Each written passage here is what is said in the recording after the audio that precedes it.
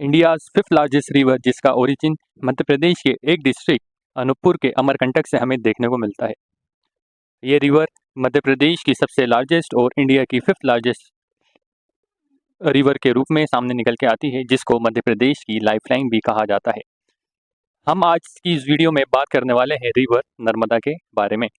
इस रिवर की सारी इम्पोर्टेंस आज हम इस वीडियो में कवर करने वाले हैं। ओरिजिन से लेके नर्मदा रिवर की ट्रिब्यूटरीज, डैम्स, गवर्नमेंट बॉडीज और कुछ इम्पोर्टेंट किताब जो कि रिवर नर्मदा के ऊपर लिखी गई थी। इम्पोर्टेंट बातों को आज की हम इस वीडियो में कवर करने वाले हैं। बिना देरी करे इस वीडियो को स्टार्ट करते हैं और जानते हैं रिवर नर्मदा के बारे में। Narmada river is the largest river of Madhya Pradesh and fifth largest river of India. इसके बारे में हमने थोड़ी देर पहले ही देखा था कि मध्य प्रदेश की नर्मदा रिवर सबसे लार्जेस्ट रिवर मानी जाती है और इंडिया की फिफ्थ लार्जेस्ट रिवर के रूप में ये निकल के आती है, जिसका ओरिजिन अनूपपुर डिस्ट्रिक्ट के अमरकंटक से हमें देखने को मिलता है। तो बेसिकली अमरकंटक कहाँ पर सिचुएटेड है, तो अमरकंटक अनूपपुर डिस्ट्रिक्ट में हमें देखने को मिलता है, जो कि मैकाल हिल्स पे सिचुएटेड है। मैप के थ्रू इन बातों को समझने की कोशिश करें तो ये रहा आपका मध्य प्रदेश का मैप। ये रहा मध्य प्रदेश का आपका मैप और इस जगह से यहाँ पे मैं कलर चेंज कर लेता हूँ ताकि आपकी विजिबिलिटी क्लियर हो जाए। ये रहा रिवर नर्मदा का ओरिजिन प्लेस। यहाँ पर हमें मैकाल हिल्स देखने को मिलती है, जहाँ पर अमरकंटक से नर्मदा रिवर का ओरिजिन होता है। और इस रिवर की एक और खासियत हमारे सामने निकल के आती है कि नर्मदा रिवर सबसे लार्जेस्ट वेस्ट फ्लोइंग रिवर है। यानी एक एक करके हम नर्मदा रिवर के सारे फैक्ट को कवर करने की कोशिश करते हैं। हमने बात करी कि नर्मदा रिवर मध्य प्रदेश की सबसे लार्जेस्ट रिवर के रूप में निकल के आती है और इंडिया की फिफ्थ लार्जेस्ट रिवर हमें देखने को मिलती है, जिसका ओरिजिन मैकाल हिल्स के अमरकंटक से होता है, जो कि मध्य प्रदेश की एक डिस्ट्रिक्ट अनूपपुर में देखने को हमें मिलता है। It is a inter state river flows through Madhya Pradesh, Maharashtra and Gujarat. यानी ये एक ऐसी रिवर है जो कि इंडिया के 3 राज्यों से होकर गुजरती है। सबसे पहला मध्य प्रदेश, उसके बाद महाराष्ट्र और गुजरात से ये होकर गुजरती है और एंड में ये गुजरात के गल्फ ऑफ खंबात में जाके एस्चुरीज फॉर्म कर देती है और अरेबियन सी में जाके मिल जाती है। तो ये तो रहा थोड़ा सा एक इंट्रोडक्शन नर्मदा रिवर के बारे में। आगे चलते हैं और जानते हैं नर्मदा रिवर के इम्पोर्टेंट फैक्ट के बारे में। उससे पहले आपको अगर मैं मैप के थ्रू चीज़ों को समझाना चाहूँ तो एक हम अपनी अंडरस्टैंडिंग के लिए इस मैप पर नज़र डालते हैं और देखते हैं कि मध्य प्रदेश में हमें 2 सबसे बड़ी रेंजेस देखने को मिलती है। एक तो है विंध्याचल और दूसरी है सतपुड़ा। कौन सी है? एक है विंध्याचल और दूसरी है सतपुड़ा। और यहाँ से भी एक इम्पोर्टेंट क्वेश्चन सामने हमारे निकल के आता है कि मध्य प्रदेश की विंध्याचल और सतपुड़ा रेंजेस को कौन सी रिवर 2 पार्ट्स में डिवाइड करती है, यानी इनको विभाजन करने का रोल कौन सी रिवर निभाती है, तो उसको हम बोलते हैं नर्मदा रिवर। आपको अगर इस मैप में सामने नज़र आ रहा होगा तो ये रही हमारी नर्मदा रिवर, जो कि सतपुड़ा और विंध्याचल रेंज के एकदम मिड से होकर गुजरती है। इसको हम दूसरे तरीके से भी जानने की कोशिश करते हैं कि अगर आपसे कोई पूछे कि नर्मदा रिवर के नॉर्थ में कौन सी रेंज हमें देखने को मिलती है, तो आप क्या बताएंगे? नर्मदा रिवर के नॉर्थ में हमें विंध्याचल रेंज देखने को मिलती है और नर्मदा रिवर के साउथ में हमें सतपुड़ा रेंज देखने को मिलती है। इस तरीके से भी एग्जामिनर क्वेश्चन बना सकता है। हमें हर एंगल से हमारे फैक्ट को क्लियर रखना है। चलिए आगे बात करते हैं। एक और मैंने यहाँ पे ज्योग्राफिकल मैप आप सभी के लिए पुट किया है, इसको भी यहाँ पे हम लोग एक नज़र यहाँ पे डाल लेते हैं। अगर हम इस तो जैसा कि हमने अभी बात करी थी, ये रहा हमारा विंध्याचल हिल्स। यहाँ से यहाँ तक हमारी के विंध्याचल रेंज मिलती है और इसके ही नीचे हमें सतपुड़ा रेंज देखने को मिल जाती है। इसी के बीच में नर्मदा एंड सोन वैली हमें देखने को मिलती है। इस तरीके से हमें हमारे मैप के थ्रू भी चीज़ों को याद रखना है और थ्योरेटिकल भी हमें हर चीज़ को कवर करते हुए चलना है। तो इतनी चीज़ यहाँ से हमारी क्लियर होती है। आगे बढ़ते हैं और देखते हैं कि एक और फैक्ट हमारे सामने क्या निकल के आता है कि जैसे कि मैंने आप सभी को अभी बताया था कि नर्मदा रिवर का ओरिजिन हमें मध्य प्रदेश के अनूपपुर डिस्ट्रिक्ट से देखने को मिलता है। अनूपपुर डिस्ट्रिक्ट, ये रहा अनूपपुर डिस्ट्रिक्ट। अब यहाँ से सर क्या इंपॉर्टेंट बात निकल के आती है, तो यहाँ से ये बात निकल के आती है कि जैसा कि मैंने आपको बताया था, Narmada river largest west flowing river है, जो कि मध्य प्रदेश के 15 डिस्ट्रिक्ट को कवर करती हुई फ्लो करती है। कितने डिस्ट्रिक्ट को कवर करती है? मध्य प्रदेश के 15 डिस्ट्रिक्ट को कवर करती हुई जाती है। इतनी बात हमें यहाँ से याद रखनी है कि अगर मध्य प्रदेश के बिहाफ में पूछें तो नर्मदा रिवर मध्य प्रदेश के 15 डिस्ट्रिक्ट को कवर करती है, और इंडिया के बिहाफ में पूछें तो इंडिया के बिहाफ में नर्मदा रिवर 3 राज्यों को कवर करती है। पहला तो मध्य प्रदेश, जहाँ से इसका ओरिजिन हमें देखने को मिलता है। दूसरा महाराष्ट्र और गुजरात। देन गुजरात के बाद अरेबियन सी के गल्फ ऑफ खंबात में जाके ये एस्चुरीज फॉर्म कर देती है। इतनी चीज़ हमें यहाँ से याद रखनी है। अब अगर हम बात करें कि ऐसी कौन सी 15 डिस्ट्रिक्ट्स हैं, तो चलिए एक बार मैप पर हम नज़र डालते हैं और चीज़ों को समझने की कोशिश करते हैं कि अगर हमें कोई डिस्ट्रिक्ट के बारे में पूछे तो हम उसको ईजिली बता पाएँ कि कौन सी ऐसी डिस्ट्रिक्ट्स हैं कि जहाँ से हमें नर्मदा रिवर का फ्लो देखने को मिलता है। तो एक एक करके हम बात करते हैं कि अनूपपुर डिस्ट्रिक्ट से ये रिवर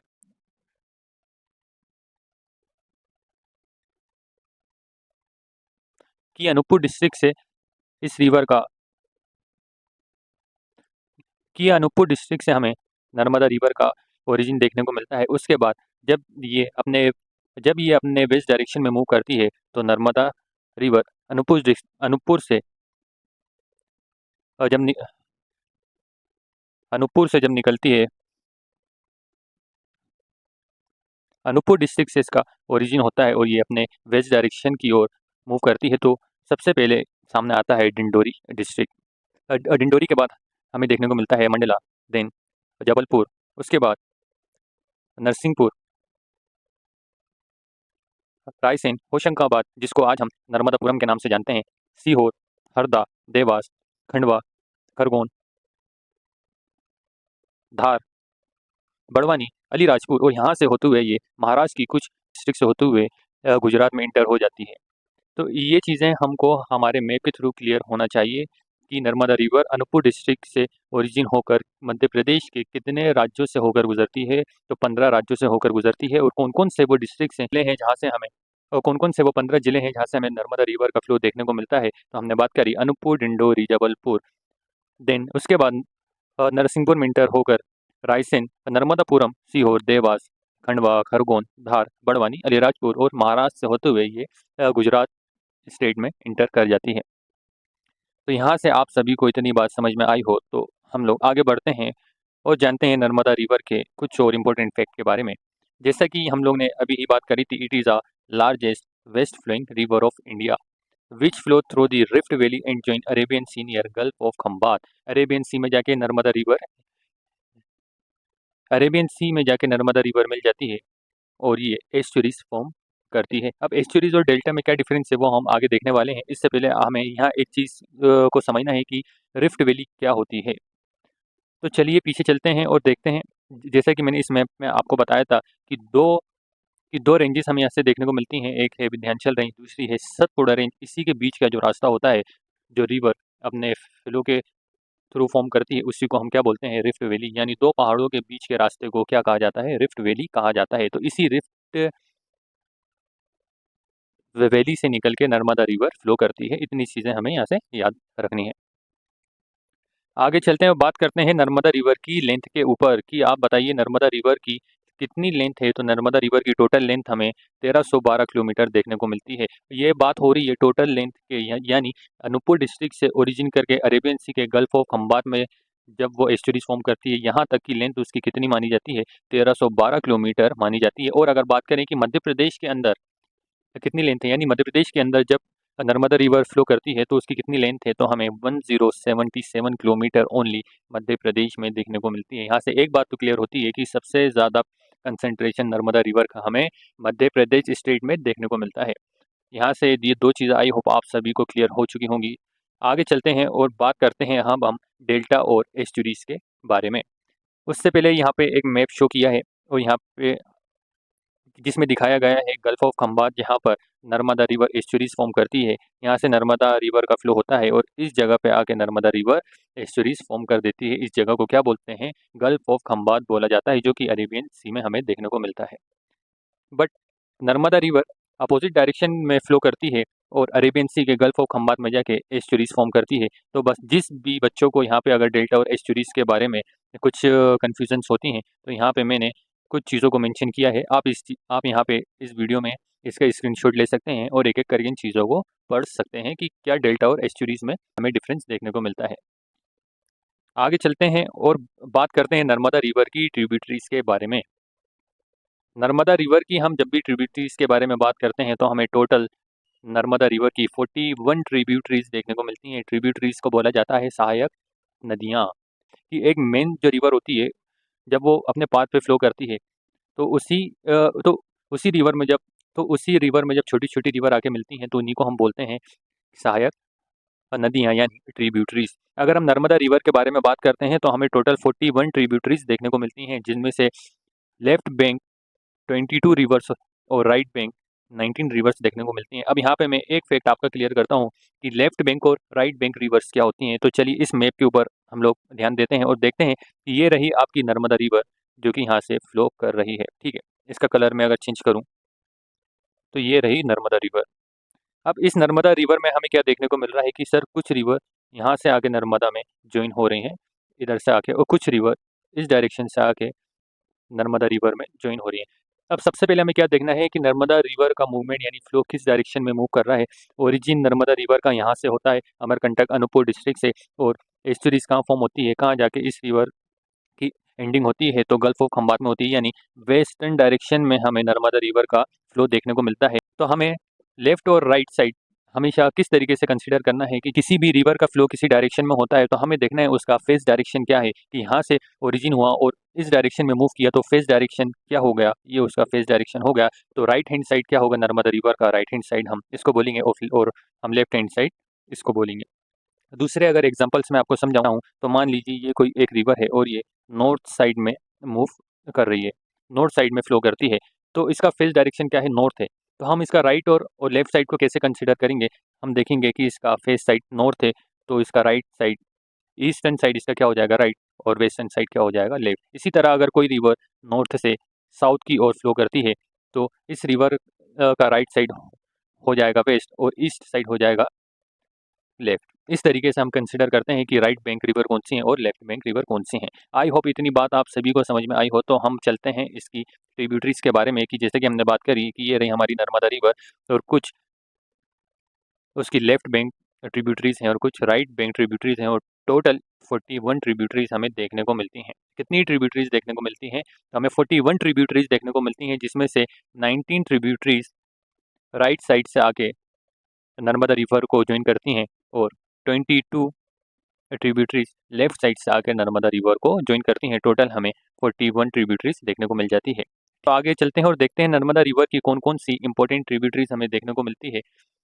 तो सबसे बड़ी अगर ट्रिब्यूटरीज की बात करते हैं नर्मदा रिवर की तो हमें तवा रिवर देखने को मिलता है। तवा रिवर क्या है, मध्य प्रदेश रिवर की सबसे लार्जेस्ट ट्रिब्यूटरीज देखने को मिलती है। ये चीज़ें आपको याद रखनी है, इसलिए इन बातों पे ज़्यादा ध्यान दिया जा रहा है कि नर्मदा रिवर की सबसे लार्जेस्ट ट्रिब्यूटरीज अगर आपसे कोई पूछे तो आपको बताना है तवा रिवर नर्मदा रिवर की सबसे लार्जेस्ट ट्रिब्यूटरीज है।